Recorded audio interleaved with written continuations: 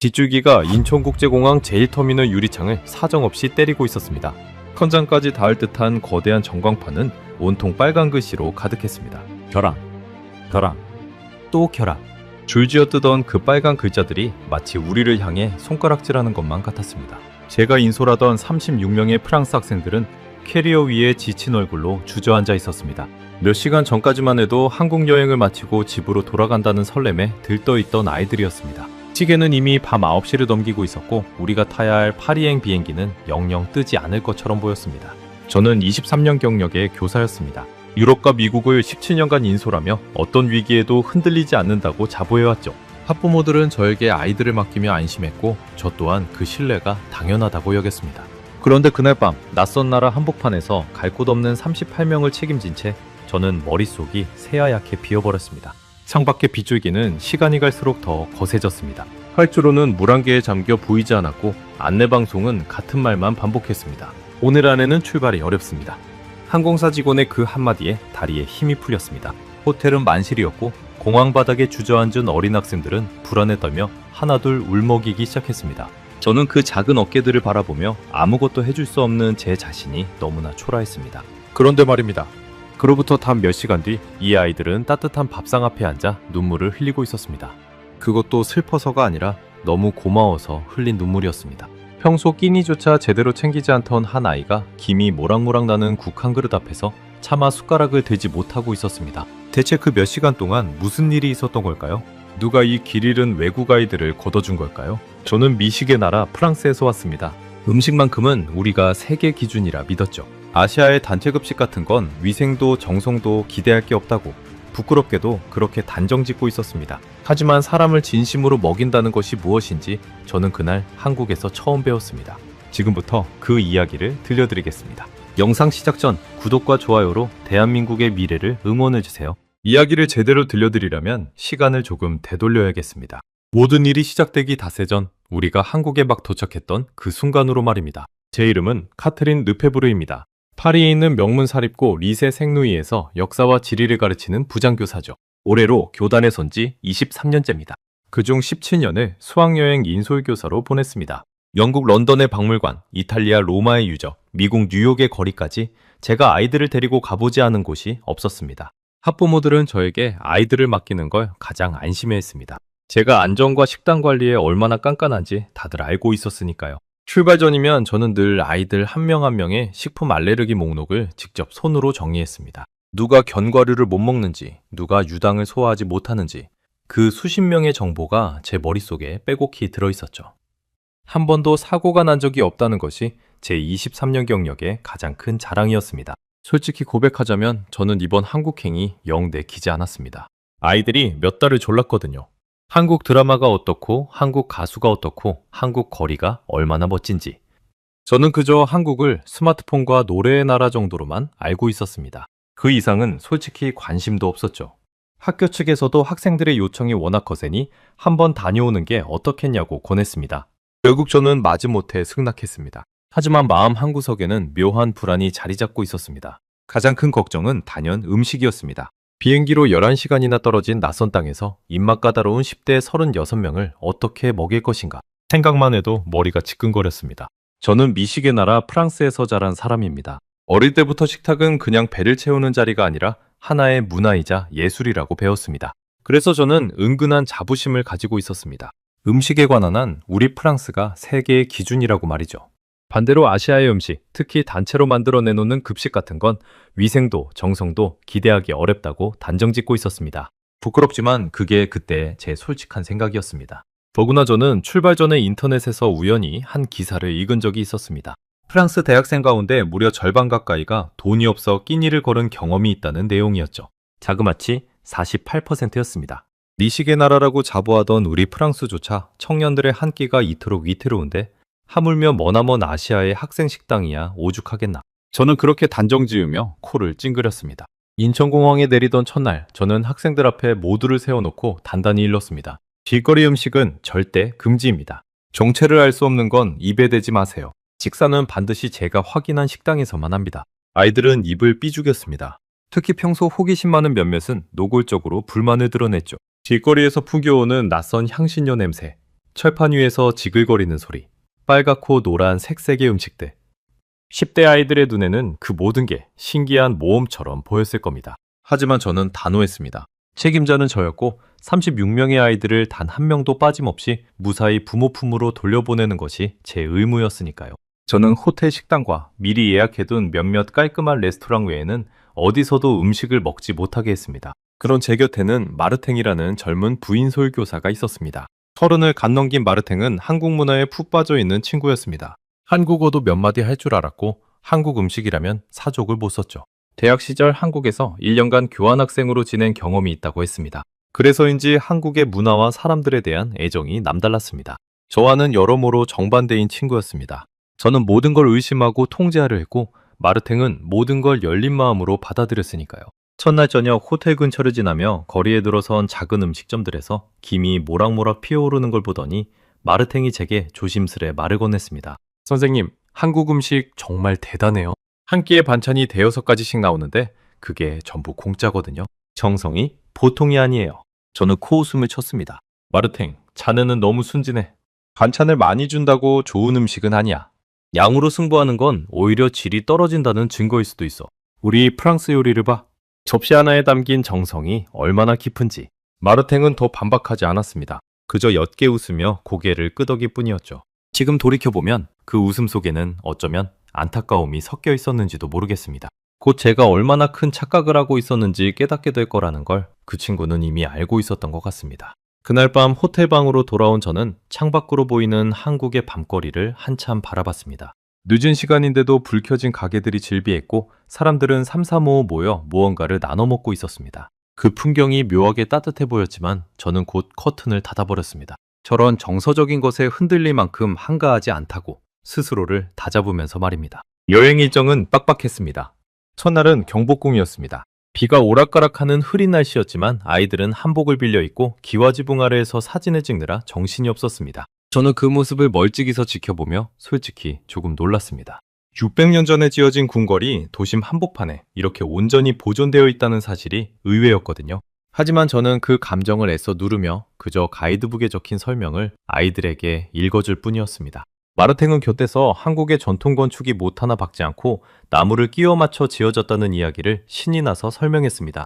아이들은 눈을 반짝이며 들었지만 저는 속으로 건물이야 어디든 다 비슷하지 하고 시큰둥하게 넘겼습니다. 그때 저는 무엇을 보아도 마음을 열지 않은 단단히 굳어버린 어른이었습니다. 둘째 날은 남산 서울타워에 올랐습니다. 도시 전체를 내려다보는 전망에 아이들은 탄성을 질렀죠. 끝없이 펼쳐진 빌딩 숲과 그 사이를 가로지르는 강줄기. 파리와는 또 다른 거대한 도시의 풍경이었습니다. 셋째 날은 한강공원이었습니다. 넓은 잔디밭에서 아이들은 자전거를 타고 뛰어놀았습니다. 전변을 따라 수많은 시민들이 돗자리를 펴고 음식을 나눠 먹는 모습이 인상적이었습니다. 아이들은 매일 밤 숙소로 돌아와 그날 본 것들을 종알종알 떠들어댔습니다. 그런데 그 화제의 절반은 늘 음식이었습니다. 선생님, 오늘 점심에 나온 그 빨간 국 진짜 맛있었어요. 그 동그란 떡 같은 거 한 번만 더 먹으면 안 돼요? 저는 그때마다 한 귀로 듣고 흘렸습니다. 아이들 입맛이야 단순하니까 자극적이고 새로운 게 그저 신기할 뿐이라고 생각했죠. 한 번은 마르탱이 저에게 점심으로 한국식 비빔밥을 권한 적이 있습니다. 갖은 나물과 고기, 계란을 밥 위에 올려 비벼 먹는 음식이라고 했죠. 알록달록한 색깔이 제법 정갈해 보이긴 했습니다. 하지만 저는 정중히 거절하고 호텔에서 가져온 빵과 치즈로 끼니를 때웠습니다. 입맛에 맞지 않는 음식으로 배탈이라도 나면 인솔에 차질이 생길 테니까요. 그게 제 핑계였지만 사실은 그저 마음을 열고 싶지 않았던 겁니다. 넷째 날 저녁이었습니다. 한 학생이 배탈이 났습니다. 클로에라는 16살 여학생이었죠. 클로에는 원래 몸이 약하고 예민한 아이였습니다. 평소에도 끼니를 자주 거르는 게 늘 마음에 걸리던 학생이었습니다. 그날도 점심을 거의 먹지 않았던 모양입니다. 낯선 환경, 빡빡한 일정에 아이의 작은 몸이 버티지 못한 거죠. 저는 클로에의 이마를 짚어보고 따뜻한 물을 챙겨주며 밤새 곁을 지켰습니다. 새벽녘 잠든 아이의 헬쑥한 얼굴을 바라보는데 문득 가슴이 먹먹해졌습니다. 이 아이를 부모에게 데려다 줄 때까지 무슨 일이 있어도 건강하게 지켜내야 한다. 그게 저에게 주어진 단 하나의 임무였습니다. 그 다짐을 되새기며 저는 더욱 마음을 단단히 먹었습니다. 그러면서도 한편으로는 의문이 들었습니다. 음식을 그렇게 가려 먹였는데도 왜 아이는 자꾸 끼니를 거르는 걸까?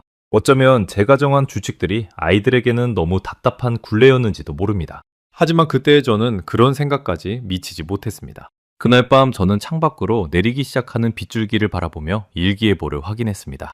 내일 모레, 그러니까 우리가 돌아가는 날 아침부터 큰 비가 예보되어 있었습니다. 한국의 여름은 장마철이라 국지성 폭우가 잦다는 건 알고 있었습니다.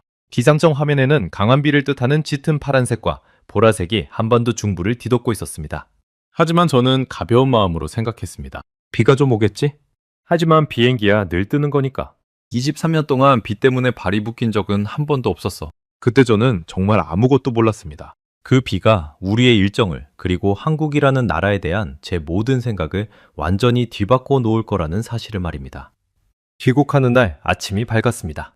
새벽 5시 호텔 창문을 두드리는 소리에 잠에서 깼습니다. 처음에는 누가 문을 두드리는 줄 알았는데 창밖을 보니 비였습니다. 그것도 보통 비가 아니었습니다. 하늘에 구멍이라도 뚫린 듯 굵은 물줄기가 쏟아져 내리고 있었습니다. 도로는 이미 빗물로 강을 이루고 있었고 가로수가 바람에 휘청거렸습니다. 저는 불길한 예감에 서둘러 휴대전화를 켰습니다. 뉴스 화면에는 온통 폭우 소식뿐이었습니다. 한국 중부지방에 시간당 50mm가 넘는 기록적인 폭우가 쏟아지고 있다는 속보가 떴습니다. 도로가 잠기고 지하차도가 통제되고 곳곳에서 침수 피해가 속출하고 있다는 내용이었습니다. 저는 그제야 어제 가볍게 넘겼던 일기예보가 떠올랐습니다. 짙은 보라색으로 한반도를 덮고 있던 그 화면이 결코 엄살이 아니었던 겁니다. 항공사 애플리케이션에는 아직 아무런 경고도 떠있지 않았습니다. 출발 예정 시각은 오후 3시. 저는 애써 마음을 가라앉혔습니다. 아침에 비가 많이 와도 오후엔 그칠 거야. 아이들을 깨워 짐을 챙기고 호텔 식당에서 간단히 아침을 먹였습니다. 그런데 식사 도중부터 휴대전화가 울리기 시작했습니다. 항공편이 1시간 지연되었다는 알림이었습니다. 곧이어 2시간, 다시 3시간. 지연 시각은 시시각각 뒤로 밀렸습니다. 알림이 울릴 때마다 제 심장도 한 번씩 철렁 내려앉았습니다. 아이들에게는 애써 태연한 척했지만 휴대전화를 쥔 손에 자꾸만 힘이 들어갔습니다. 마르텐과 저는 눈빛을 주고받았습니다. 말은 안 했지만 우리 둘 다 같은 불안을 느끼고 있었습니다. 오전 11시, 우리는 공항으로 향하는 버스에 올랐습니다. 평소 1시간이면 닿을 거리를 그날은 2시간 넘게 걸렸습니다. 고속도로 곳곳이 물에 잠겨 차들이 거북이 걸음을 했거든요. 버스 안에서 아이들은 처음엔 신이 났습니다. 창밖으로 쏟아지는 폭우를 구경하며 까르르 웃기도 했죠. 하지만 시간이 지날수록 분위기는 점점 가라앉았습니다. 차창에 부딪히는 빗줄기가 어찌나 거센지 와이퍼가 쉴 새 없이 움직여도 앞이 잘 보이지 않을 정도였습니다. 버스 기사님은 잔뜩 긴장한 표정으로 핸들을 꽉 쥐고 있었습니다. 어린 학생들은 슬슬 지치기 시작했고 몇몇은 멀미를 호소했습니다. 저는 통로를 오가며 아이들을 다독였지만 정작 제 마음속에서도 불안이 점점 커지고 있었습니다. 오후 1시, 드디어 인천국제공항 제1터미널에 도착했습니다. 그런데 터미널 안으로 들어선 순간 저는 숨이 턱 막혔습니다. 공항은 그야말로 아수라장이었습니다. 수많은 사람들이 거대한 전광판 앞에 모여 발을 동동 구르고 있었습니다. 전광판에는 지연을 뜻하는 글씨가 빼곡했고 그 사이사이 빨간 결항 글씨가 무섭게 늘어나고 있었습니다. 항공사 카운터마다 사람들이 길게 줄을 서서 항의하는 소리가 곳곳에서 터져나왔습니다. 인천공항은 평소 하루에도 1,000편이 넘는 비행기가 뜨고 내리는 거대한 곳입니다. 그런 공항이 폭우로 마비되자 발이 묶인 승객 수만 명이 한꺼번에 터미널로 쏟아진 겁니다. 캐리어를 끌고 우왕좌왕하는 사람들, 우는 아이를 달래는 부모들, 바닥에 주저앉아 한숨을 쉬는 노인들. 그야말로 거대한 혼란의 도가니였습니다. 저는 우리 항공편의 상태를 확인하려고 전광판을 뚫어져라 쳐다봤습니다. 처음엔 지연이었습니다. 그러다 오후 4시, 출발 예정이던 우리 비행기 옆에 끝내 빨간 글씨가 떴습니다. 저랑. 그 두 글자를 본 순간 등줄기를 타고 서늘한 기운이 훑고 지나갔습니다. 손에 들고 있던 탑승권 뭉치가 미끄러질 뻔했습니다. 38명, 그러니까 학생 36명과 저, 그리고 마르탱. 우리 모두가 한순간에 갈 곳을 잃은 겁니다. 저는 곧장 항공사 카운터로 달려갔습니다. 하지만 카운터 앞에는 이미 수백 명의 승객이 진을 치고 있었습니다. 1시간을 넘게 기다린 끝에 겨우 직원과 마주했지만 돌아온 대답은 절망적이었습니다. 오늘 밤 안에는 대체팬을 마련하기 어렵습니다. 빨라야 내일 오후입니다. 직원은 미안한 표정으로 말했지만 그 말이 제 귀에는 사형 선고처럼 들렸습니다. 내일 오후라니? 그렇다면 오늘 밤을 어디서 보낸단 말입니까? 어린 학생 36명을 데리고 이 낯선 나라 한복판에서. 저는 카운터를 붙잡은 채 한동안 그 자리에 멍하니 서 있었습니다. 다리가 후들거려 제대로 서 있기조차 힘들었습니다. 문제는 단순히 비행기가 안 뜬다는 것만이 아니었습니다. 우리는 외국 항공사를 이용하고 있었는데 폭우로 인한 천재지변의 경우 항공사가 숙박을 무조건 책임지지는 않는다는 답변이었습니다. 게다가 공항 인근 호텔은 우리처럼 발이 묶인 승객들로 이미 만실이었습니다. 직원이 몇 군데 전화를 돌려봤지만 38명이 한꺼번에 묵을 방을 구하는 건 불가능에 가까웠습니다. 설령 방을 구한다 해도 학교 예산으로 그 비용을 감당할 수 있을지도 막막했습니다. 저는 머릿속이 하얘졌습니다. 학부모들의 얼굴이, 학교 교장의 얼굴이 차례로 떠올랐습니다. 만약 이 아이들에게 무슨 일이라도 생긴다면 생각만으로도 가슴이 조여왔습니다. 시간은 어느덧 저녁 7시를 향하고 있었습니다. 아이들은 공항 의자에 또 바닥에 지친 몸을 기댄 채 늘어져 있었습니다. 아침 일찍부터 시작된 긴 하루에 다들 녹초가 된 상태였습니다. 배도 고팠을 겁니다.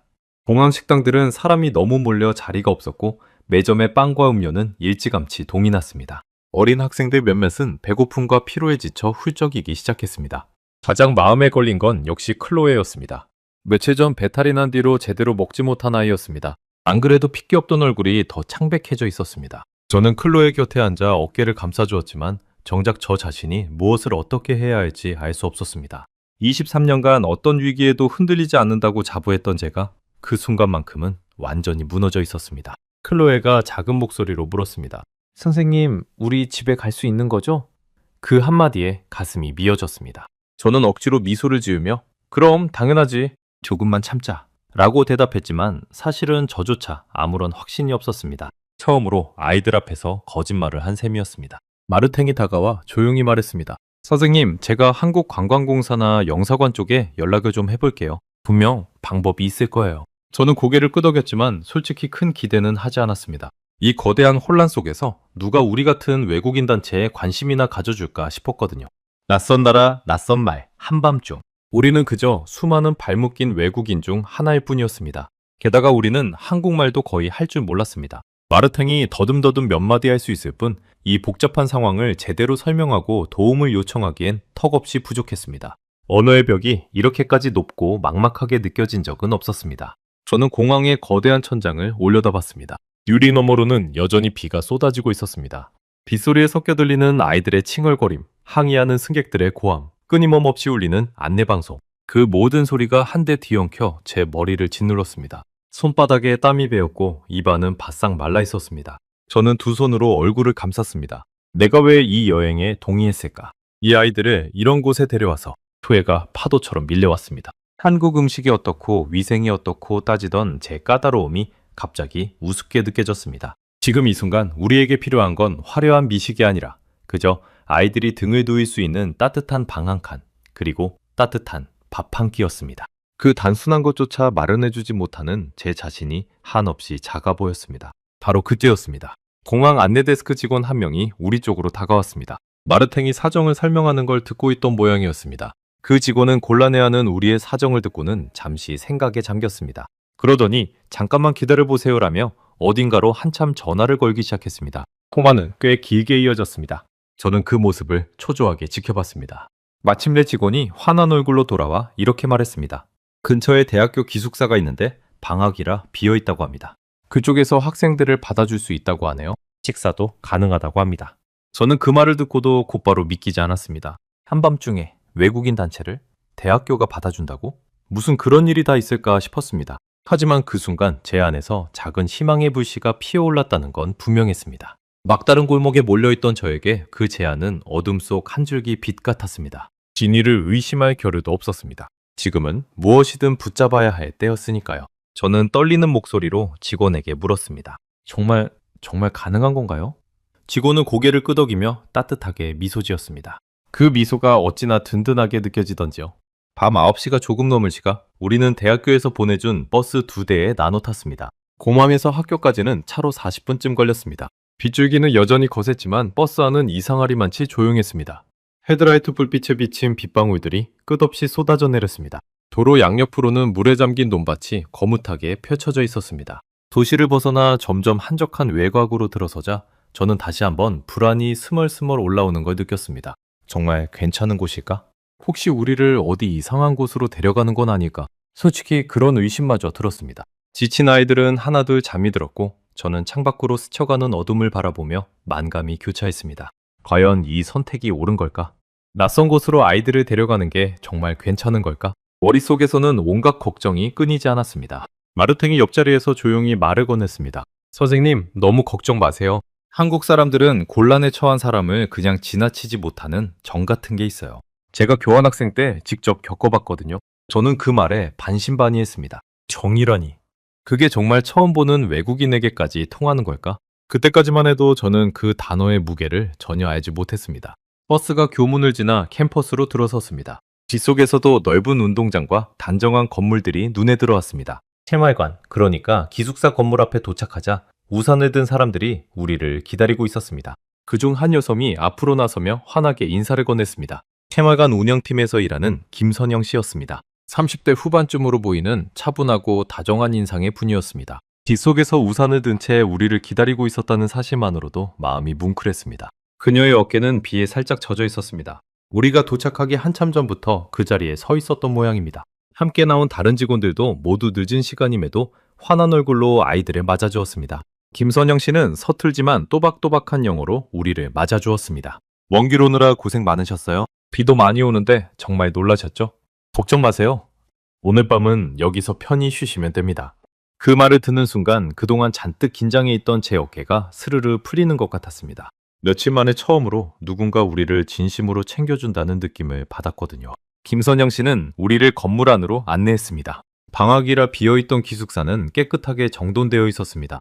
2인실, 4인실로 나뉜 방마다 침대와 책상, 깨끗한 이불이 준비되어 있었습니다. 놀랍게도 우리가 도착하기 전에 이미 직원들이 방마다 새 이부 자리를 깔아두었더군요. 한밤중에 갑자기 들이닥친 외국인 단체를 위해 짧은 시간 안에 이 모든 걸 준비했다는 게 믿기지 않았습니다. 아이들은 오랜만에 보는 푹신한 침대에 환호성을 질렀습니다. 공용 욕실에는 따뜻한 물이 콸콸 나왔고 깨끗한 수건까지 새 것으로 준비되어 있었습니다. 한 직원은 혹시 추울까봐 여분의 담요를 하나를 안고 와 방마다 나눠주었습니다. 저는 그 세심한 배려에 자꾸만 가슴이 먹먹해졌습니다. 이 모든 게 단 몇 시간 만에 준비된 것이라니 도무지 믿기지 않았습니다. 마치 오래전부터 우리를 기다려온 사람들처럼 모든 게 완벽했습니다. 방 배정을 마치고 한숨 돌리려는데 김선영 씨가 조심스레 물었습니다. 그런데 혹시 아이들 저녁은 드셨나요? 저는 솔직하게 대답했습니다. 공항에서 제대로 먹은 아이가 거의 없다고요. 그 말을 듣자 김선영 씨의 표정이 살짝 어두워졌습니다. 그녀는 잠시 시계를 보더니 결심한 듯 말했습니다. 지금 시간이 늦긴 했지만 식당을 다시 열게요. 아이들 공기순 없잖아요? 저는 그 말에 깜짝 놀랐습니다. 이미 밤 10시가 다 된 시각이었거든요. 프랑스였다면 상상도 할 수 없는 일이었습니다. 정해진 식사 시간이 지나면 식당은 칼같이 문을 닫고 늦게 온 사람은 굶는 게 당연했으니까요. 그런데 손님도 아닌 갑자기 들이닥친 외국인 단체를 위해 닫았던 식당을 다시 연다니 저는 제 귀를 의심했습니다. 이렇게 늦은 시간에 정말 괜찮으신가요? 저희 때문에 너무 폐를 끼치는 것 같아서. 제가 미안한 마음에 말끝을 흐리자 김선영 씨는 오히려 환하게 웃으며 대답했습니다. 폐라뇨. 한창 자랄 나이의 아이들인데 굶고 자면 되나요? 금방 준비할 테니 조금만 기다려주세요. 그러고는 서둘러 어딘가로 향했습니다. 저는 그 뒷모습을 멍하니 바라봤습니다. 가슴 한편이 따뜻해지면서도 한편으로는 도무지 이해가 되지 않았습니다. 생면부지의 외국인을 위해 왜 이렇게까지 하는 걸까? 돈을 받는 것도 아니었습니다. 우리는 이 학교 학생도 아니고 앞으로 다시 볼 일도 없는 그저 스쳐가는 외국인일 뿐이었습니다. 손해를 보면 받지 득될 게 하나도 없는 일이었죠. 그런데도 김선영 씨는 마치 자기 일처럼, 아니 자기 식구를 챙기듯 우리를 돌봐주었습니다. 제 상식으로는 도저히 설명할 수 없는 친절이었습니다. 30분쯤 지났을까요? 김선영 씨가 다시 와서 우리를 학생 식당으로 안내했습니다. 넓은 식당에는 환하게 불이 켜져 있었고 주방에서는 분주하게 음식을 준비하는 소리가 들렸습니다. 도마에 칼이 부딪히는 경쾌한 소리, 보글보글 무언가 끄는 소리, 그리고 고소하고 따뜻한 음식 냄새가 식당 안을 가득 채웠습니다. 텅 비어 있어야 할 방학 중의 식당이 우리 때문에 이렇게 다시 활기를 띠고 있다는 사실이 어쩐지 미안하면서도 고마웠습니다. 알고 보니 김선영 씨는 퇴근하려던 조리사분들께 다시 연락을 했고 그분들이 흔쾌히 돌아와 주신 거였습니다. 늦은 밤 자기 시간을 기꺼이 내어준 그분들의 마음이 어떤 것인지 그때의 저는 미처 다 헤아리지 못했습니다. 나중에 들으니 조리사 한 분은 이미 집에 도착해 저녁을 드시던 중에 연락을 받고 다시 학교로 오셨다고 했습니다. 아이들이 굶고 있다는데 어떻게 가만히 있어요? 라며 두말 없이 앞치마를 두르셨다더군요. 그 이야기를 들었을 때 저는 한참 동안 아무 말도 할 수 없었습니다. 저는 솔직히 큰 기대를 하지 않았습니다. 이 시간에 급하게 차린 음식이라면 빵 몇 조각이나 간단한 국 한 그릇 정도겠거니 생각했죠. 게다가 머릿속 한 구석에는 여전히 단체 급식에 대한 의심이 남아 있었습니다. 위생은 괜찮을까? 아이들이 먹을만 할까? 며칠 전까지만 해도 길거리 음식조차 못 먹게 하던 저였으니까요. 그런데 식당 안으로 들어서며 그 의심은 조금씩 무뎌졌습니다. 반짝반짝 윤이 나는 식탁, 가지런히 놓인 수저, 흠 하나 없이 깨끗한 식판들. 어디 하나 흐트러진 구석이 없었습니다. 제가 상상하던 허름한 단체 급식의 모습과는 거리가 멀어도 한참 멀었습니다. 저는 줄을 서는 아이들 뒤에 서서 조심스레 식판을 들었습니다. 그런데 배식대 앞에 선 순간 저는 제 눈을 의심했습니다. 김이 모락모락 피어오르는 따끈한 국이 한가득, 윤기 흐르는 흰쌀밥이 수북이, 그리고 그 옆으로 대여섯 가지나 되는 반찬이 정갈하게 놓여 있었습니다. 알록달록한 나물들, 고소한 냄새를 풍기는 계란말이, 김치, 그리고 고기 반찬까지. 한밤중에 급하게 차린 식사라고는 도저히 믿기지 않는 한상이었습니다. 저도 모르게 입이 살짝 벌어졌습니다. 게다가 밥과 국은 얼마든지 더 먹을 수 있다고 했습니다. 양껏 먹고 모자라면 다시 받아오면 된다는 거였죠. 프랑스의 이류로 학식이 정해진 양의 한 접시가 전부인 것과는 완전히 달랐습니다. 한 끼에 5, 6가지 반찬에 무한정 리필되는 밥과 국이라니. 이건 단순한 한 끼가 아니라 마치 누군가의 집에서 정성껏 차려준 따뜻한 밥상 같았습니다. 이게 학생 식당 한 끼라고요? 저는 옆에 있던 마르탱에게 작은 목소리로 물었습니다. 마르탱은 빙긋 웃으며 고개를 끄덕였습니다. 네, 선생님. 이게 한국 학생 식당의 평범한 한 끼예요. 특별히 더 차린 것도 있겠지만 원래 반찬이 이렇게 여러 가지 나와요. 저는 그 말을 믿을 수가 없었습니다. 프랑스에서는 상상도 할 수 없는 풍성함이었거든요. 우리나라 학교 급식이라면 보통 빵 한 조각, 메인 요리 하나, 간단한 후식이 전부였습니다. 그것도 줄을 서서 받아들고 나면 끝이었죠. 그런데 한국은 평범한 학생 식당의 한 끼가 이토록 다채롭고 따뜻하다니. 음식 하나하나에서 만든 사람의 정성이 그대로 느껴졌습니다. 저는 이 한 상을 차리기 위해 누군가 얼마나 손이 많이 갔을지 가늠해 보았습니다. 문득 출발 전 읽었던 그 기사가 다시 떠올랐습니다. 우리 프랑스 대학생의 절반 가까이가 돈이 없어 끼니를 거른다던 그 이야기. 최근 프랑스 정부가 모든 대학생에게 단돈 1유로, 그러니까 우리 돈으로 1,700원 정도의 3가지 코스로 된 학식을 제공하기 시작했다는 소식도 떠올랐습니다. 전체, 주요리, 후식으로 구성된 그 식사는 분명 싼 가격이 큰 장점이었죠. 하지만 음식의 질이 떨어진다는 우려도 함께 나오고 있었습니다. 그런데 지금 제 눈앞에 놓인 이 한 상은 가격을 떠나 그 정성과 따뜻함의 차원이 완전히 달랐습니다. 우리 프랑스의 1유로 학식은 분명 훌륭한 제도였습니다. 가난한 학생도 굶지 않게 해주니까요. 하지만 그건 어디까지나 값싸게 한 끼를 해결한다는 데 초점이 맞춰져 있었습니다. 차갑게 식은 빵, 양 적은 메인 한 접시. 효율과 가격은 있었지만 사람을 향한 온기는 부족했던 겁니다. 반면 한국의 이 한 끼에는 가격표가 보이지 않았습니다. 그저 잘 먹이고 싶다는 마음만이 가득했습니다. 식사가 시작되자 김선영 씨는 식당 한쪽에 서서 아이들이 먹는 모습을 흐뭇하게 지켜봤습니다. 그러다 한 아이가 매운 음식을 잘 못 먹는 걸 보고는 얼른 주방에 부탁해 맵지 않은 다른 반찬을 가져다 주었습니다. 또 채식을 하는 학생이 있다는 걸 알고는 고기 없이 채소로만 차린 식판을 따로 마련해 주었습니다. 그 세심함에 저는 또 한 번 놀랐습니다. 저는 식판을 들고 자리에 앉았습니다. 아이들은 이미 허겁지겁 음식을 먹기 시작했습니다. 며칠간 제대로 먹지 못한 아이들이라 더 그랬겠죠. 저는 조심스레 국을 한 숟가락 떠서 입에 넣었습니다. 그 순간 따뜻한 국물이 목을 타고 내려가며 온몸으로 퍼지는 느낌이 들었습니다. 긴 하루의 피로가 그 한 숟가락에 녹아내리는 것 같았습니다. 깊고 진한 국물 맛에 저는 잠시 말을 잊었습니다. 제가 그동안 가지고 있던 편견에 처음으로 금이 가기 시작한 순간이었습니다. 저는 그 국이 무엇인지 마르탱에게 물었습니다. 콩나물과 물을 넣고 끓인 맑은 국이라고 했습니다. 화려한 재료가 들어간 것도 아니었습니다. 그저 흔한 채소 몇 가지로 우려낸 소박한 국이었죠. 그런데도 그 한 그릇에서 느껴지는 깊은 맛과 따뜻함은 제가 파리의 고급 식당에서 먹었던 그 어떤 수프보다 위로가 되었습니다. 음식이란 게 결국 재료의 값이 아니라 만드는 이의 마음에 달린 것임을 저는 그 순간 어렴풋이 깨달았습니다. 밥 한 술을 떠서 입에 넣었습니다. 갓 지은 쌀밥은 알알이 살아있어 입안에서 부드럽게 풀어졌습니다. 계란말이는 폭신했고 나물 반찬에서는 참기름의 고소한 향이 은은하게 올라왔습니다. 저는 천천히, 아주 천천히 그 음식들을 음미했습니다. 며칠간 빵과 치즈만 고집하던 제가 그날 밤만큼은 한국의 평범한 학생 식당 밥 한 끼에 완전히 마음을 빼앗기고 말았습니다. 다음날 아침에 밝았습니다. 폭우는 잦아들었지만 항공편은 여전히 정상화되지 않았습니다. 대체편은 오후 늦게나 가능하다는 연락이 왔습니다. 결국 우리는 그날 하루를 더 기숙사에서 머물게 되었습니다. 처음엔 발이 묶였다는 생각에 막막했지만 이상하게도 마음 한편은 편안했습니다. 적어도 아이들이 따뜻한 곳에서 자고 든든하게 먹을 수 있다는 사실만으로도 큰 위안이 되었거든요. 어젯밤 푹 자고 일어난 아이들의 얼굴에는 화색이 돌았습니다. 공항 바닥에서 훌쩍이던 아이들이 맞나 싶을 정도였죠. 창밖으로는 비에 씻긴 캠퍼스가 한결 깨끗하고 푸르게 빛나고 있었습니다. 저는 오랜만에 깊은 숨을 한번 내쉬었습니다. 아침 식사 시간이었습니다. 저는 전날 밤의 감동이 혹시 너무 지치고 배고픈 나머지 과장된 게 아닐까 의심 반 기대 반으로 식당에 들어섰습니다. 배가 몹시 고픈 상태에서는 무엇이든 맛있게 느껴지는 법이니까요. 어쩌면 어젯밤의 그 따뜻함도 절박한 상황이 만들어낸 착각일지 모른다고 생각했습니다. 그동안 단단히 굳어있던 제 의심의 습관은 그렇게 쉽게 사라지지 않았던 겁니다. 그런데 아침 식판을 받아든 순간 그 의심은 완전히 사라졌습니다. 따뜻한 밥과 국, 그리고 또 다른 종류의 반찬들이 어제와 똑같이 정성스럽게 차려져 있었습니다. 전날 밤의 그 따뜻함은 결코 일회성이 아니었습니다. 한국의 학생 식당에서는 이게 그저 평범한 일상이었던 겁니다. 마르탱이 그러더군요. 한국의 학교 급식은 세계적으로도 손꼽히는 수준이라고요. 무료로 제공되는 학교가 많고 영양사가 매일 식단을 짜서 균형 잡힌 식사를 챙긴다고 했습니다.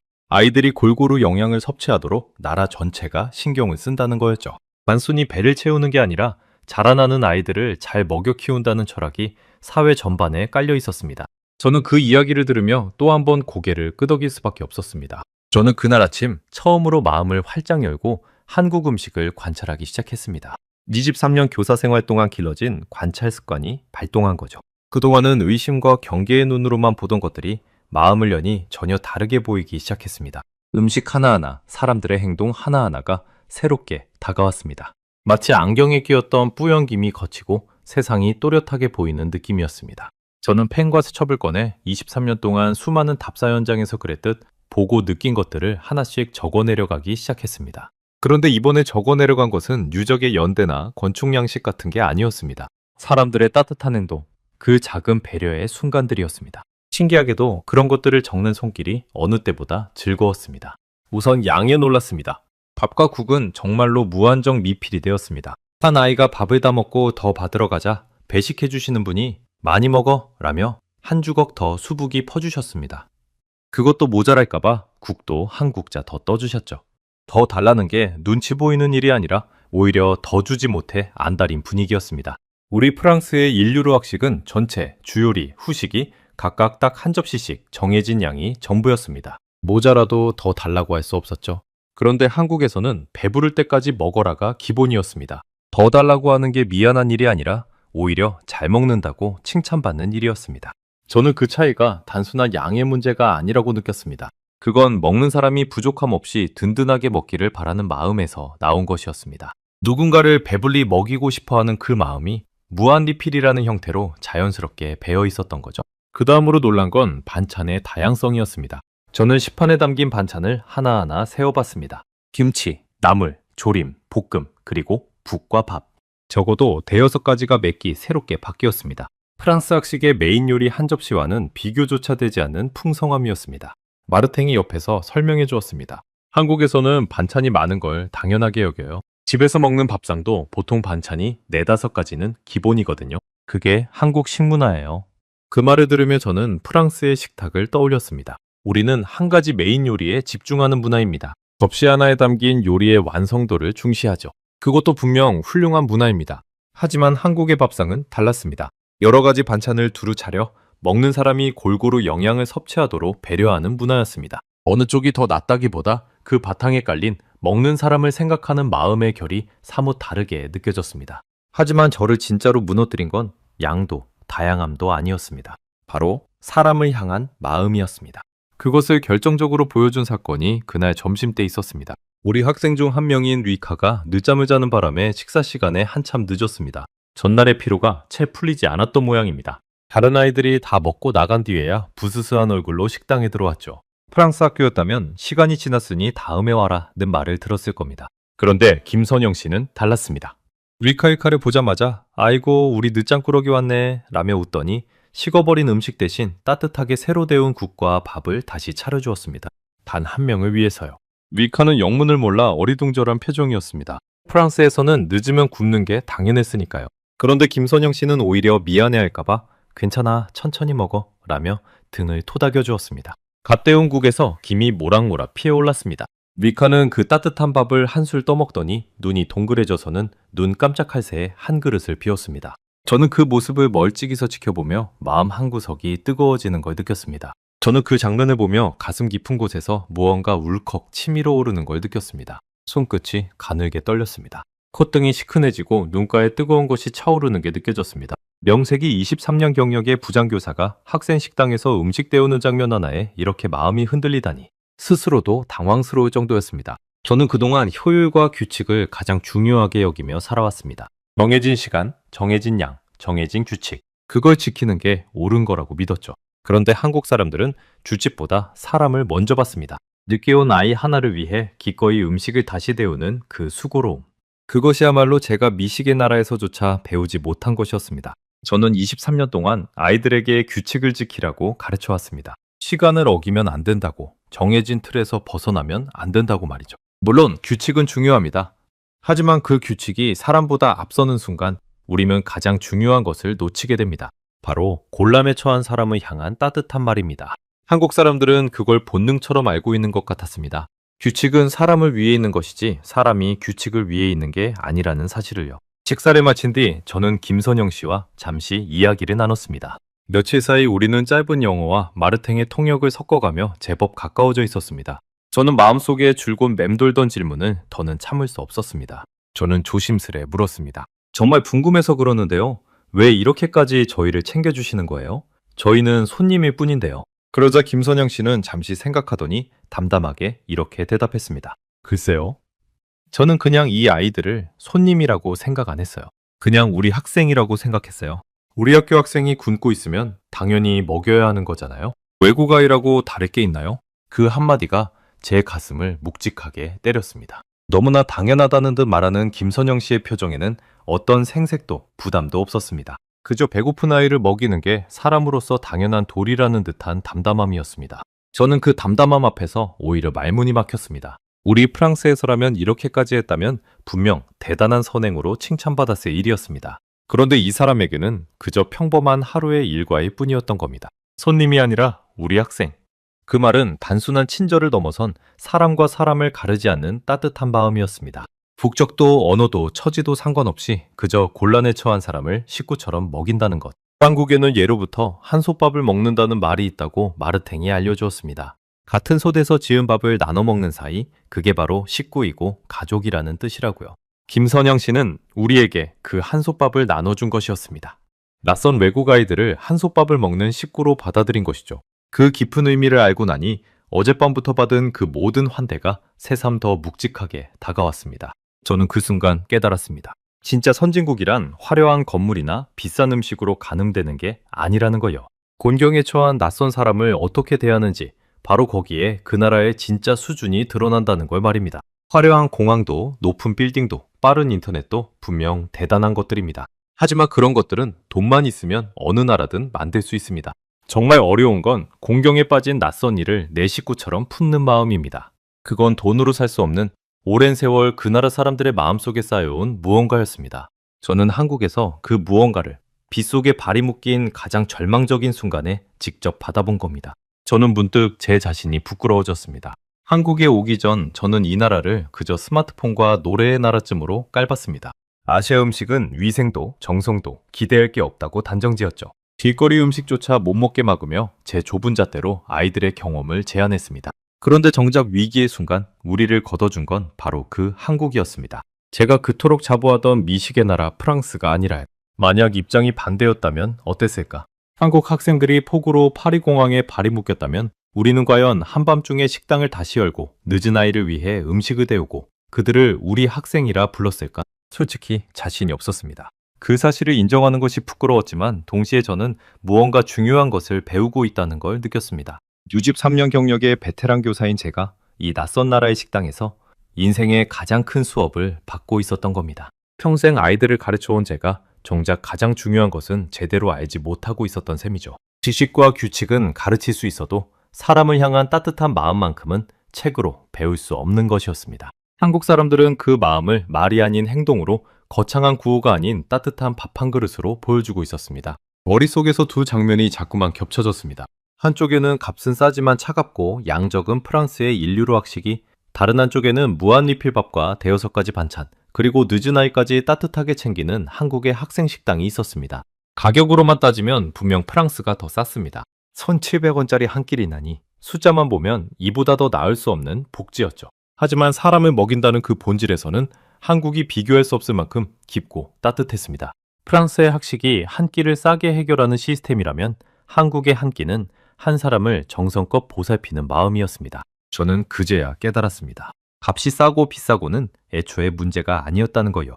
음식의 가격을 비교하던 제가 얼마나 어리석었는지요. 정작 중요한 건 그 음식에 담긴 마음이었는데 말입니다. 1유로든 무료든 그 숫자 뒤에 어떤 마음이 담겨 있느냐가 진짜 차이를 만드는 것이었습니다. 한국의 한 끼에는 잘 먹고 건강해라는 마음이, 그리고 낯선 너도 우리 식구다라는 환대가 담겨 있었습니다. 그 마음의 무게는 어떤 가격표로도 매길 수 없는 것이었습니다. 저는 식판을 내려다보며 한참 동안 그 따뜻함을 곱씹었습니다. 그리고 제가 그동안 얼마나 좁은 세상에 갇혀 살았는지를 천천히 깨달아갔습니다. 미식의 나라에서 왔다는 자부심이 어느새 다른 문화를 깔보는 오만으로 변질되어 있었던 겁니다. 바로 그때 저는 식당 한쪽 구석에 앉아있는 클로에를 발견했습니다. 평소 끼니를 자주 거르던 그 예민한 아이가 김이 모락모락 나는 뜨거운 국밥 한 그릇을 앞에 두고 멈칫하고 있었습니다. 그 국밥은 김선영 씨가 클로에를 위해 특별히 챙겨준 것이었습니다. 클로에가 며칠째 잘 먹지 못한다는 걸 알아챈 그녀가 소화가 잘 되도록 부드럽게 끓인 국에 밥을 말아 따로 가져다 준 거였죠. 누구도 시키지 않았는데 말입니다. 숟가락을 든 채 한참을 그대로 있더군요. 클로에는 그 따뜻한 국밥을 바라보며 무언가 깊은 생각에 잠긴 듯 했습니다. 저는 그 모습이 어쩐지 마음에 걸려 가만히 다가갔습니다. 그리고 그 순간 저는 이 여행에서, 아니 어쩌면 제 23년 교사 인생에서 가장 잊지 못할 장면을 마주하게 됩니다. 앞서 말씀드린 제 23년 교사 인생에서 가장 잊지 못할 그 장면, 바로 클로에의 눈물이었습니다. 제가 다가갔을 때 클로에는 천천히 고개를 들었습니다. 그 작은 얼굴에는 눈물이 가득 고여 있었습니다. 그러더니 끝내 한 방울, 두 방울 뺨을 타고 흘러내렸습니다. 저는 깜짝 놀라 아이 곁에 무릎을 굽혔습니다. 클로에, 어디 아프니? 무슨 일이야? 아이는 고개를 저으며 떨리는 목소리로 이렇게 말했습니다. 아니에요, 선생님. 아픈 게 아니라 이 국밥이 너무 따뜻해서요. 저 집에서도 이렇게 챙김받아 본 적이 없어요. 그 말을 듣는 순간 제 가슴이 철렁 내려앉았습니다. 클로에의 가정 형편을 어렴풋이 알고 있었거든요. 부모님이 일 때문에 늘 바빠서 아이는 혼자 끼니를 때우는 일이 많았습니다. 따뜻한 밥상을 마주하고 앉아본 기억이 거의 없는 아이였습니다. 학교에서도 늘 혼자 조용히 지내던 아이였죠. 그래서 저는 클로에를 더 눈여겨보고 더 챙기려 애썼습니다. 하지만 제가 해줄 수 있는 거라곤 따뜻한 물을 챙겨주거나 이마를 짚어주는 정도가 고작이었습니다.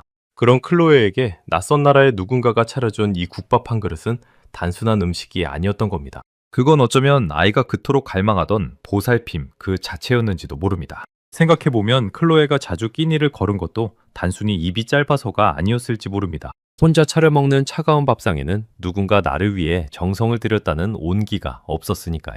음식을 먹는다는 건 단순히 배를 채우는 일이 아니라 누군가에게 사랑받고 있다는 걸 확인하는 일이기도 하다는 걸 저는 그 작은 아이의 눈물을 통해 비로소 깨달았습니다. 저는 클로에의 등을 가만히 쓸어주었습니다. 아무 말도 할 수 없었습니다. 목구멍이 뜨겁게 막혀와 입을 열면 저까지 울어버릴 것 같았거든요. 그 순간 멀리서 그 모습을 지켜보던 김선영 씨가 조용히 다가왔습니다. 그녀는 아무것도 묻지 않았습니다. 그저 클로에 옆에 앉아 따뜻한 손으로 아이의 머리를 쓰다듬어 주었습니다. 그리고 부드러운 목소리로 말했습니다.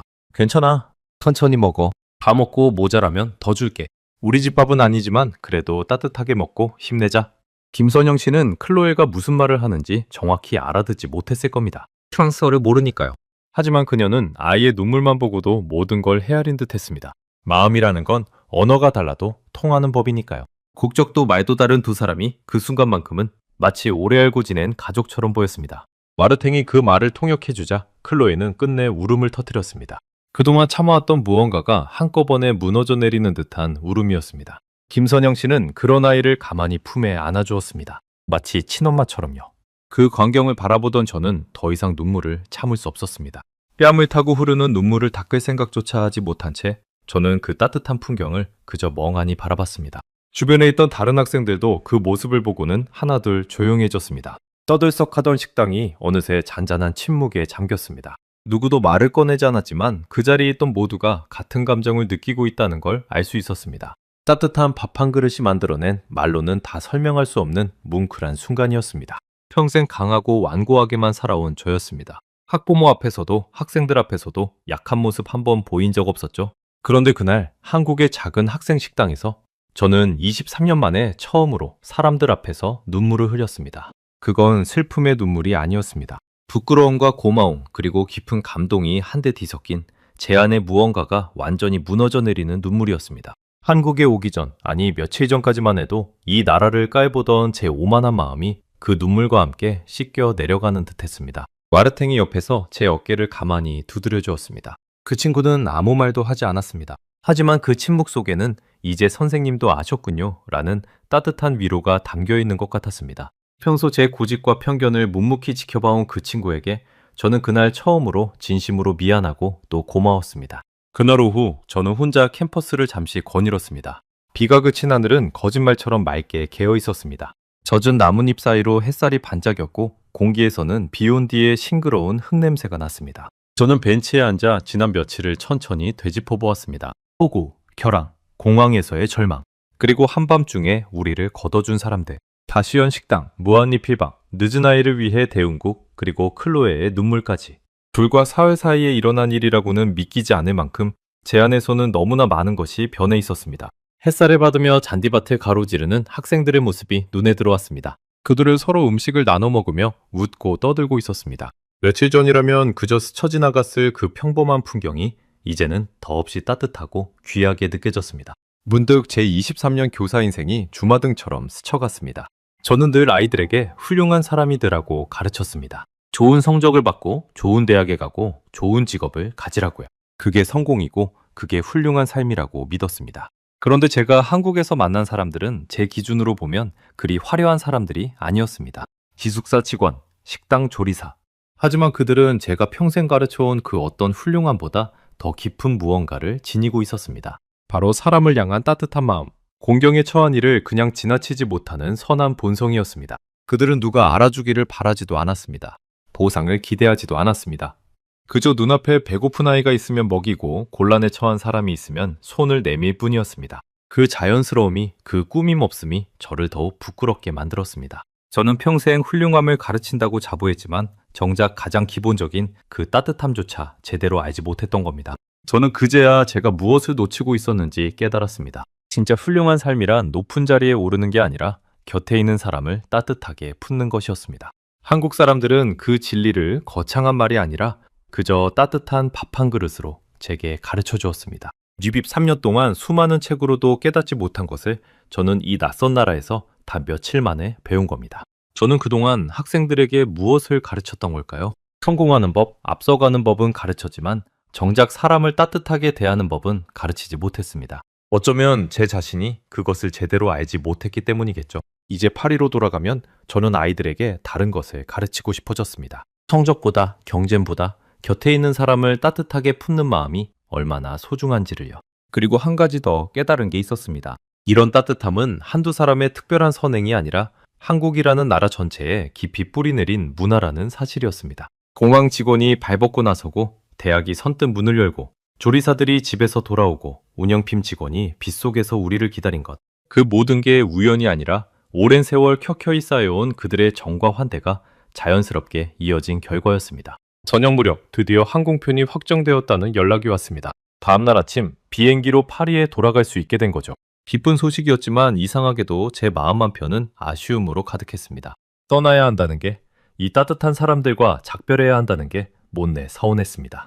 불과 며칠 전 한국을 그저 빨리 떠나고 싶어 했던 제가 말입니다. 사람의 마음이 이렇게 달라질 수 있다는 게 스스로도 놀라웠습니다. 저는 그날 저녁 김선영 씨를 비롯한 직원분들께 감사 인사를 전했습니다. 변변한 선물 하나 준비하지 못한 게 못내 미안했습니다. 그러자 김선영 씨는 또 한 번 환하게 웃으며 말했습니다. 무슨 선물이에요? 아이들이 잘 먹고 건강하게 돌아가는 게 저희한테는 가장 큰 선물이에요. 다음에 한국에 또 놀러 오세요. 그땐 더 맛있는 거 해드릴게요. 그 말에 저는 또다시 코끝이 찡해졌습니다. 끝까지 받기만 하고 아무것도 돌려주지 못한 우리에게 그분들은 마지막까지 따뜻한 마음만을 건넸습니다.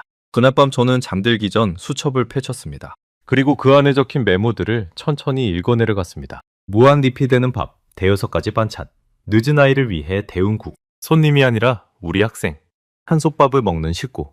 그 글자들을 읽는데 자꾸만 가슴이 먹먹해졌습니다. 저는 수첩 맨 아래에 한 줄을 덧붙였습니다. 값이 싸고 비싸고의 문제가 아니었다. 누군가를 진심으로 먹인다는 것, 그게 무엇인지 나는 그날 처음 알았다. 그 문장을 적고 나니 비로소 제 마음이 정리되는 느낌이었습니다. 저는 이 이야기를 절대 혼자만 간직하지 않겠다고 다짐했습니다. 파리로 돌아가면 이 경험을 학부모들에게, 동료 교사들에게, 그리고 다른 학생들에게도 꼭 들려주리라 마음먹었습니다. 한국이 얼마나 따뜻한 나라인지, 위기의 순간에 낯선 외국 아이들을 어떻게 식구처럼 품어주었는지를요. 어쩌면 그것이 제가 받은 이 큰 은혜에 조금이나마 보답하는 길이라고 생각했습니다. 마지막 밤, 저는 창밖의 캠퍼스를 오래도록 바라봤습니다. 가로등 불빛 아래로 비에 젖었던 나무들이 다시 푸르게 살아나고 있었습니다. 저는 생각했습니다. 어쩌면 이번 여행의 진짜 목적은 경복궁이나 남산타워를 보는 게 아니었는지도 모른다고요. 폭우라는 위기를 통해 한국이라는 나라의 진짜 얼굴을, 그 따뜻한 마음을 만나는 것. 그것이야말로 이 여행이 제게 준 가장 큰 선물이었습니다. 저는 문득 그런 생각이 들었습니다. 만약 그날 비가 오지 않았다면, 만약 우리 비행기가 예정대로 떴다면 저는 한국이라는 나라를 영영 오해한 채 살았을 거라고요. 그저 스마트폰과 노래의 나라로만 기억하며 그 깊은 따뜻함은 끝내 알지 못했을 겁니다. 그러고 보면 그 지독했던 폭우조차 어쩌면 한국이 자신의 진짜 모습을 제게 보여주기 위한 운명 같은 것이었는지도 모르겠습니다. 그리고 그 선물은 파리로 돌아간 뒤에도 결코 끝나지 않을 이야기의 시작이기도 했습니다. 그로부터 2달이 지난 어느 가을날이었습니다. 파리 리세 생루이의 강당에서는 학부모 설명회가 열렸습니다. 원래는 평범한 수학여행 결과보고 자리였습니다. 그런데 그날 저는 준비해간 일정표를 잠시 내려놓았습니다. 경복궁이 몇 년에 지어졌는지, 남산타워의 높이가 얼마인지를 읊는 것이 갑자기 무의미하게 느껴졌거든요. 대신 저는 학부모들을 천천히 둘러보며 한국에서 겪은 그 며칠간의 이야기를 들려주기 시작했습니다. 그건 제 23년 교사 인생을 통틀어 가장 떨리면서도 가장 진심을 담은 발표였습니다. 폭우로 공항에 발이 묶였던 그 방, 한밤중에 우리를 걷어준 대학교, 다시 문을 연 식당과 무한리필 밥상, 늦게 온 아이를 위해 다시 데운 국, 그리고 따뜻한 국밥 앞에서 눈물을 흘린 클로에까지. 제가 이야기를 이어가는 동안 처음엔 웅성거리던 강당이 점점 조용해졌습니다. 어느 순간부터는 숨소리조차 들리지 않을 만큼 모두가 제 이야기에 빠져들었습니다. 처음 한국행을 마지못해 승낙했던 제 솔직한 심정도, 아시아 음식을 깔보던 제 부끄러운 편견도 저는 하나도 숨기지 않고 털어놓았습니다. 그리고 그 편견이 따뜻한 밥 한 그릇 앞에서 어떻게 무너졌는지를 천천히 풀어놓았습니다. 학부모들의 눈빛이 점점 깊어지는 게 느껴졌습니다.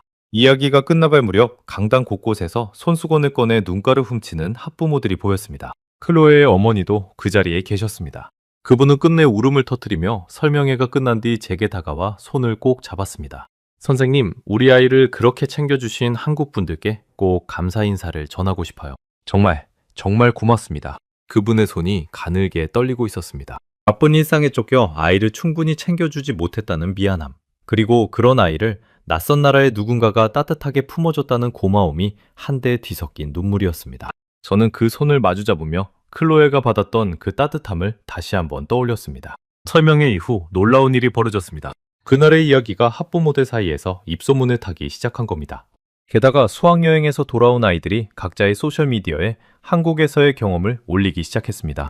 따뜻한 밥상 사진, 친절했던 사람들 이야기, 그리고 폭우 속 환대의 기록들.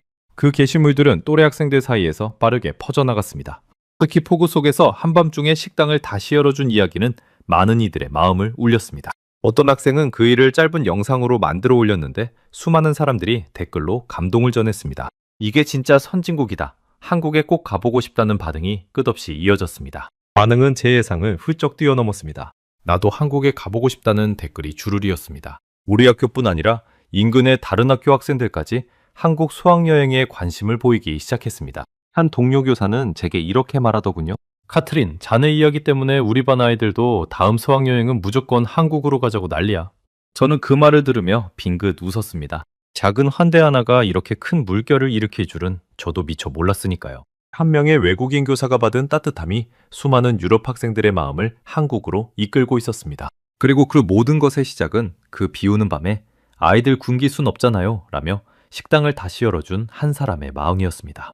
거창한 홍보도 값비싼 광고도 아니었습니다. 그저 진심에서 우러난 따뜻한 밥 한 그릇이었죠. 생각해보면 당연한 일이었습니다. 요즘 유럽의 젊은 세대에게 한국은 이미 동경의 대상이었습니다. 음악과 드라마, 영화로 시작된 관심이 이제는 음식과 문화, 그리고 사람들의 따뜻한 마음으로까지 번져가고 있었죠. 제가 겪은 그 환대의 이야기는 그 동경에 가장 진실한 한 조각을 더해준 셈이었습니다. 화면 속 화려한 한국이 아니라 위기의 순간에 낯선 일을 식구처럼 품는 진짜 한국의 모습을요. 실제로 그해 가을 우리 학교는 다음의 수학여행지로 한국을 다시 선택했습니다. 학생들의 지원이 정원을 훌쩍 넘어 추천까지 해야 할 정도였죠. 그저 한 번의 환대가 만들어낸 변화라고 하기에는 그 파장이 너무나 크고 깊었습니다. 저는 김선영 씨와 가끔 연락을 주고받습니다. 멀리 떨어져 있지만 그 며칠간 쌓인 인연은 쉽게 끊어지지 않았습니다. 명절이면 서로 안부를 묻고 계절이 바뀔 때마다 사진을 주고받습니다. 얼마 전에는 클로에가 직접 손편지를 써서 한국으로 보냈습니다. 서툰 솜씨로 한국어를 한자 한자 적은 편지였죠. 선영 아주머니, 그때 그 국밥 정말 따뜻했어요. 평생 잊지 못할 거예요. 어른이 되면 꼭 다시 한국에 갈게요. 그때는 제가 아주머니께 맛있는 밥을 대접하고 싶어요. 그 편지를 받은 김선영 씨가 보내온 답장에는 이렇게 적혀 있었습니다. 언제든 와. 우리 집 밥은 늘 따뜻하게 준비되어 있을 테니까. 그 짧은 한 줄을 읽는데 저는 또다시 코끝이 시큰해졌습니다. 클로에는 그 편지를 받고 한참을 들여다봤다고 합니다. 그리고 그날 이후로 끼니를 거르는 일이 부쩍 줄었다더군요. 누군가 자신을 진심으로 아껴준다는 그 기억이 아이의 마음을 조금씩 단단하게 만들어준 게 아닐까 싶습니다. 이제 저는 더 이상 예전의 카트린이 아닙니다. 음식에 관한 한 프랑스가 세계의 기준이라고 믿던 그 오만한 교사는 한국에서 보낸 그 며칠 사이에 완전히 사라졌습니다. 저는 이제 압니다. 진짜 선진국이란 화려한 겉모습이 아니라 공경에 처한 낯선 사람을 어떻게 대하는지에서 드러난다는 것을요. 그리고 한국은 빗속에 발이 묶인 외국 아이들을 손님이 아니라 식구로 품어준 나라였습니다. 저는 요즘 수업 시간에 아이들에게 자주 이런 이야기를 합니다. 세상에서 가장 강한 나라는 무기가 많은 나라도 돈이 많은 나라도 아니라고요. 공경에 처한 사람에게 따뜻한 밥 한 그릇을 기꺼이 내어줄 줄 아는 나라, 그런 나라가 진짜 강한 나라라고 말입니다. 아이들은 제 이야기를 들으며 한국이라는 나라를 마음에 새깁니다. 저는 미식의 나라에서 왔다고 믿었습니다. 음식만큼은 누구에게도 뒤지지 않는다고 자부했죠. 하지만 사람을 진심으로 먹이는 법은 저는 한국에서 배웠습니다. 따뜻한 밥 한 그릇에 담긴 그 깊은 마음을 저는 평생 잊지 못할 겁니다. 그날 한국의 작은 학생 식당에서 받은 그 한 끼는 제 인생에서 가장 따뜻하고 가장 값진 식사로 영원히 남을 것입니다. 1,700원짜리 학식을 자랑하던 제가 가격으로는 도저히 매길 수 없는 한 끼의 가치를 그제야 알게 된 겁니다. 음식의 진짜 가치는 그 안에 담긴 마음의 무게로 정해진다는 것을요. 그리고 그 마음을 저는 세상 어느 곳도 아닌 바로 한국에서 가장 깊고 따뜻하게 경험했습니다. 저는 다음 시간에도 전 세계를 놀라게 할 대한민국의 이야기로 다시 찾아뵙겠습니다. 감사합니다.